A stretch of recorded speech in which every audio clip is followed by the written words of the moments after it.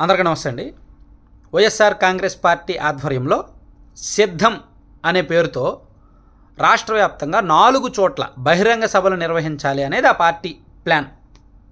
దానిలో భాగంగా భీమిలి నియోజకవర్గంలో ఒకటి పెట్టారు, ఉత్తరాంధ్ర 34 నియోజకవర్గాల నిమిత్తం.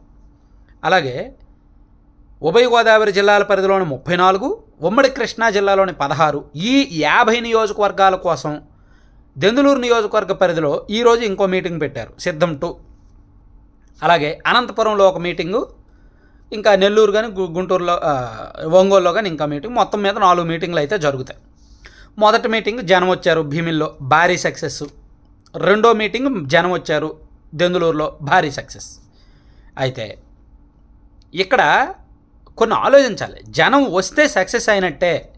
ఎస్, జనం కనిపించారు, బీభత్సంగా వచ్చారు, సో సక్సెస్. అవి సోషల్ మీడియాలో వైరల్గా ఫోటోలు వేసుకొని జగనన్న కోసం జనం వచ్చారు అని వైసీపీ సోషల్ మీడియాలో డప్పులు కొట్టుకోవచ్చు. రేపు పొద్దున్న సాక్షిలో వచ్చిన హాజరైన జనంలో ఓ భాగం అని చెప్పుకోవచ్చు. కానీ ఆ జనం ఎలా వచ్చారు, ఏమిస్తే వచ్చారు, ఎలా తీసుకొస్తే వచ్చారు, ఏ పరిస్థితుల్లో వచ్చారు?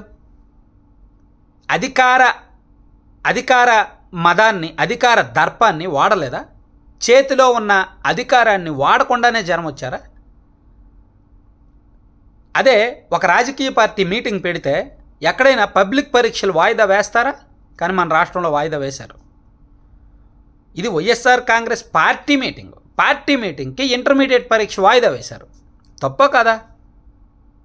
పార్టీ మీటింగ్కి చుట్టుపక్కల 3 జిల్లాల్లో ఆర్టీసీ బస్సులు మొత్తం దీనికే తరలించేశారు. తప్పో కదా? ప్రైవేట్ బస్సులన్నీ దీనికే ఉన్నాయి. ప్రైవేట్ స్కూల్స్ బస్సులన్నీ ఈ మీటింగ్కే ఉన్నాయి. దాదాపుగా 1600 వాహనాలు, ఆర్టీసీ బస్సులు, ప్రైవేట్ బస్సులు, అవి ఇవి అన్నీ కూడా. అంటే జనాల్ని తరలించడానికి ఇంత అధికారాన్ని వాడారు. అదే తెలుగుదేశం పార్టీ మహానాడు పెట్టుకుంటుందంటే ఆర్టీసీ బస్సులకు డబ్బులు ఇస్తానన్నా పంపించాల, ప్రైవేటు బస్సులకి కూడా బెదిరించారు, మీటింగ్లకు పంపించొద్దు, టీడీపీ మీటింగ్లకు వెళ్ళొద్దు అని. ఇదేం రాజకీయం? ఇది ఏం రాజకీయం అని అడగాలి. పైగా జాతీయ రహదారిని కొట్టేశారు.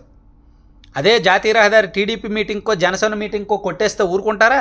కేసు పెట్టారు, దేశద్రోహం కేసైనా పెట్టేస్తారు కదా, అవునా కదా? అలాగే పంట కాలువ పూర్తి చేశారు, రైతులకి సాగునీరు వెళ్ళే కాలువ పూర్తి చేశారు. ఇదే కాలువని ఏ జనసేన మీటింగ్కో టీడీపీ మీటింగ్కో పూర్తి చేస్తే ఊరుకుంటారా? ఆ రైతుల చేత ఎస్సీ ఎస్టీ కేసులు పెట్టించారు. సో నేను ఇక్కడ చెప్పేది ఏంటంటే, మీటింగ్ సక్సెస్, కానీ ఏ విధంగా సక్సెస్ అయింది అనేది ఒకసారి వెనక్కి తిరిగి చూసుకోవాలి ఆ పార్టీ. ఈ రాజకీయం కరెక్ట్ కాదు జగనన్న అని మాత్రం చెప్పాలని ఉంటుంది ఒక జర్నలిస్ట్గా, ఒక రాష్ట్ర రాజకీయ శ్రేయోభిలాషిగా.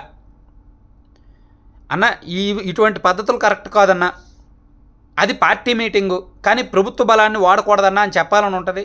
కానీ చెప్పలేం, మన స్థాయి వేరు. సో అందుకే జరిగిన లోపాలు తెలుసుకొని రాష్ట్ర వ్యాప్తంగా కొంచెం ప్రజలు ఆలోచిస్తే చాలు అనేది నా భావన. అంతే. రాష్ట్ర వ్యాప్తంగా ప్రజలు మనమే ఆలోచించాలి. ఎందుకంటే సీఎం గారు కూడా అదే చెప్తారు, మీరు ఆలోచించండి అనే చెప్తారు. ప్రజలకు కూడా మన సీఎం గారు మనకు అదే చెప్తారు, మీరే ఆలోచించండి అంటారు. నిజంగా మనం ఆలోచించడం మొదలు పెడితే వైసీపీకి 5-6 కంటే ఎక్కువ అసెంబ్లీ సీట్లు ఇవ్వకూడదు. ఆలోచించడం మొదలు పెడితే అన్ని విషయాలు ఆలోచిస్తాయి. మేనిఫెస్టో 99.5% హామీని అమలు చేశామో అంటారు, కానీ 25 లక్షల ఇల్లు కట్టలేదు, మద్య నిషేధం అమలు అవ్వలేదు, మెగా డిఎస్సీ రాలేదు, ఏటా జాబ్ క్యాలెండర్ లేదు. కళ్ళెదురుగానే 4 హామీలు విస్మరించినట్టు కనిపిస్తుంది. అయినా సరే 99%, 99.5% అమలు చేశామన్నారు. అలాగే 124 సార్లు బటన్ నొక్కారు జగనన్న నీకోసం మీకోసం, మరి మీరు 2 సార్లు బటన్ నొక్కలేరా జగనన్న కోసం అని జగన్మోహన్ రెడ్డి గారు డైలాగ్ కొట్టారు. కానీ ఆ 124 సార్లు బటన్లు సొంత బటన్లు కాదుగా. ఇప్పుడు జనం నొక్కాల్సిన 2 బటన్లు వాళ్ళ సొంత బటన్లు, కానీ మీరు నొక్కిన 124 బటన్లు మీ సొంత బటన్లు కాదు. సో ఇలా కొన్ని ఆలోచించుకోవాలి. గత ప్రభుత్వాలు కూడా సంక్షేమ పథకాలు ఇచ్చాయి, ఈ ప్రభుత్వం సంక్షేమ పథకాలు ఇస్తుంది. కాకపోతే అభివృద్ధి కావాలి, అప్పులు తగ్గాలి, అది ఒకసారి చూసుకోవాలి. సో సిద్ధం మీటింగ్ సక్సెస్ అయింది అని చెప్పాలి అని నాకు ఉన్నప్పటికీ మనస్ఫూర్తిగా అయితే నేను చెప్పలేకపోతున్నా. సిద్ధం మీటింగ్ సక్సెస్ అయిందని నా నోటితో నేను చెప్పలేను. చండాలమైన రాజకీయం. ఇంతకన్నా దరిద్రంగా ఏ రాజకీయ పార్టీ వాళ్ళు కూడా మీటింగ్లు పెట్టరేమో బహుశా.